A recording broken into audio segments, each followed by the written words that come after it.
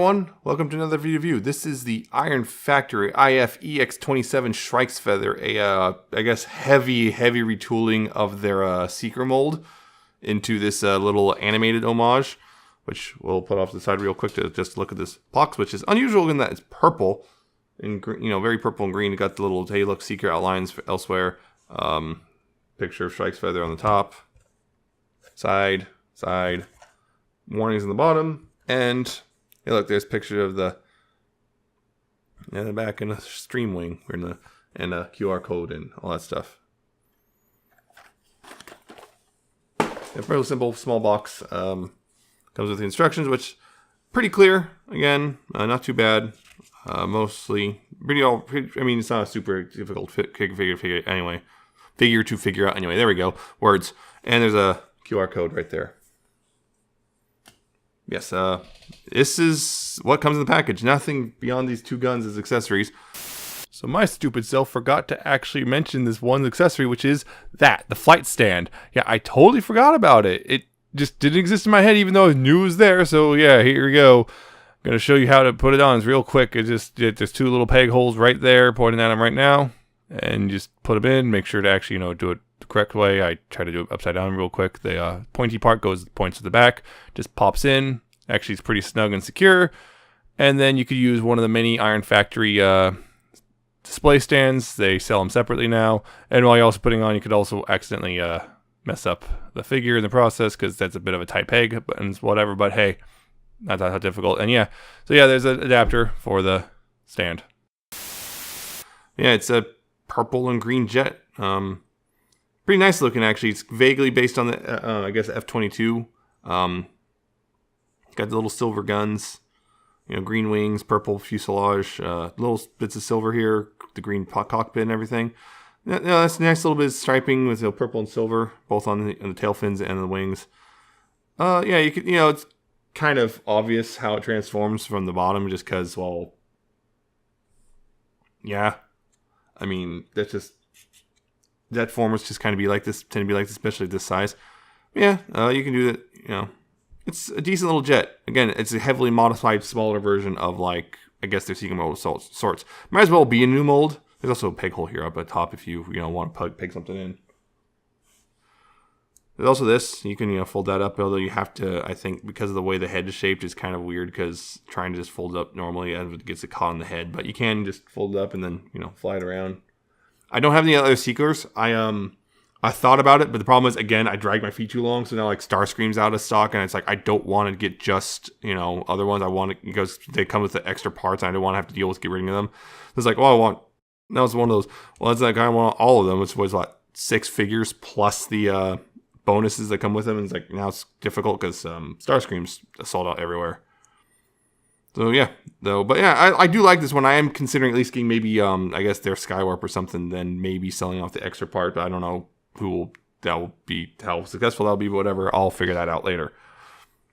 Anyway, I do like this figure a bit. Transforming though is pretty simple to do. First, tail off the guns. Then you take the cockpit here, fold the wheels up and fold it back like that. Then you take the arms and untab them from the wings. Take the legs here and extend them out. It's kind of a weird folding joint. Make sure to not get your fingers in the way of the landing gear because they suck in when you unfold it. It's just a simple double joint, there's no real clearance issues. When you do that, also fold the tail fins up and back and all that stuff, or however you want. Doesn't matter that much, I don't think. Double check that. Okay, yeah, it's back. Officially, it's back, but you can fold them forward. Whatever. And the feet, you open them up, split them apart like that from the thrusters. Split them apart. Thing is, one of these feet, yeah, there's this one that they can split apart a little further than flat. So make sure just to, they're flat like that when you do that. And then take these, the wings, you unpeg them from the side and rotate them on the ball joint up and around like that. Fold the back part down. Like that, it's on a dual hinge. And then finally, you rotate the head around and attach her guns to her arms. There's little pegs on here which go into peg holes right here. So, and there you go. You got Shrike's feather transformed. And yeah, she's small. She is very small. Like, period. And also she has a tendency to kind of do a very specific kind of posing and whatnot, trying to make sure she stands. Yeah, she's very small. There's no way around that. They do this thing with apparently the Iron Factory has a tendency to make their fembots very small and have a kind of a pseudo chibi aesthetic with the big or super deformed, semi super deformed. We'll go with that. With a slightly larger head than normal, like here she is next to a standard Iron Factory. You can see good bit of size difference there. So yeah, she's a small figure by any means. Yeah, here we get some more purple and some silver with the legs and some on the torso and the hands and stuff. But she's a decent looking figure, I think. Yeah, I think she looks pretty good. Pretty stable. There's pretty big feet, which makes it pretty stable. So there's that. As long as you get it, those feet set up properly. If you don't, then she will have a tendency to fall over a little bit. Yeah, I like how she looks. Because I know a lot of people don't really like the Iron Factory aesthetic here, but I don't mind it so much. In fact, I do genuinely like it. Just maybe I wish this was a little like a hair taller or something. I wish that was one thing I do agree with, which is Iron Factory needs to stop making all their fembots just way smaller than the male robots. So yeah, I don't know. But anyway, posability. Head is on a ball joint, so left, right. If you can get a grip on it, the thing is these little pylon or shoulder pylon things get away a little bit. Left and right, up and down quite a bit. She can look way up, so I guess you can be flying around like that. Lots of wiggle there as well. Also, speaking of the head, nice silver face with the big old red eyes. Again, I'm going to try to zoom in a bit. Yeah. That's what I mean by the kind of the chibi / super deformed look that they go for with the girls. Ball jointed shoulders, which forward, not really so much back because of the backpack, but goes forward. Actually, I think that goes up too. Whoop! I knew. Do you have to fold that up? Yeah, you can move that up. I forgot about that. Huh. I have to double check that because I could have sworn that didn't say anything in the instructions about that. In fact, if I recall, out of the package, it wasn't like that. I don't know. Maybe one of those weird things where it's out of the package like that and didn't pay attention. But shoulders can't go back very far, but forward, outward, pretty far. You can adjust the guns on their peg. Elbows are ball joints, so they double as the hinge and the elbow hinge and the bicep swivel. Which, if these aren't pegged in, you got pretty good articulation there, forward and back. Wrists cannot swivel, even though they're painted to look like they might swivel. Don't try to do that because they'll probably break something. Unfortunately, there is no waist swivel or anything. Just the way it's molded, there is no waist. That's kind of the drawback here with the aesthetic they're going for. Ball jointed hips, though. Forward, back, both pretty far. Outward, pretty far. The ball joints also act as a bit of a thigh swivel as well. Knees, get that about 90 degrees or so. Yeah, the second hinge in there doesn't really help at all for articulation. That is all for transformation. Feet can go sideways quite a bit, actually, considering. That's a pretty decent ankle tilt. They're on I believe it's on a ball joint, so you got forward and back as well.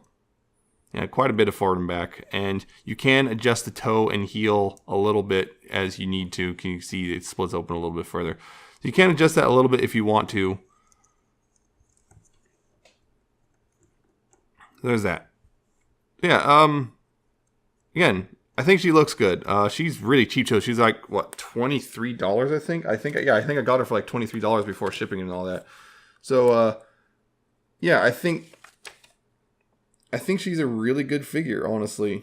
Yeah, nothing in the instructions are in there. I'm looking at it. Nothing in the instructions are about that flap back there. I guess that's just if you want to clean up the front bit, but I guess it's up to you how you want to, if you want to use that or not. I think that's mostly was there from left over from the other version of this mold, the normal Seeker mold, because yeah, neck folds down pretty flat, and then I want to see if it folds down Yeah, it folds out. It doesn't go down as flat if you fold it up, but it does kind of clean up a little bit for the front. So I guess that's personal preference if you want to deal with that or not.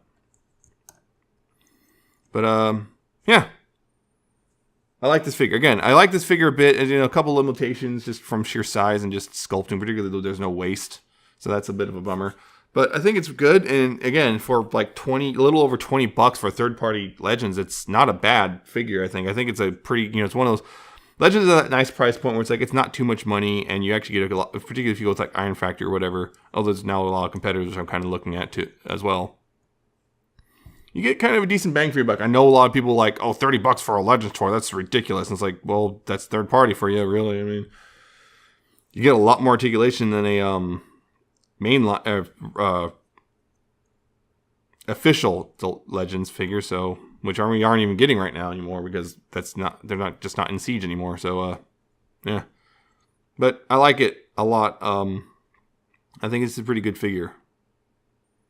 It just looks really nice, and I do want to get one of the, I guess, standard Seekers. So there's that, and yeah, I recommend getting it. It's cheap and looks good, and yeah, it's just a decent figure.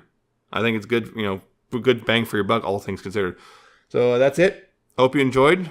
I hope you like, comment, subscribe to my channel, I guess. And I'll see you next time with another video review.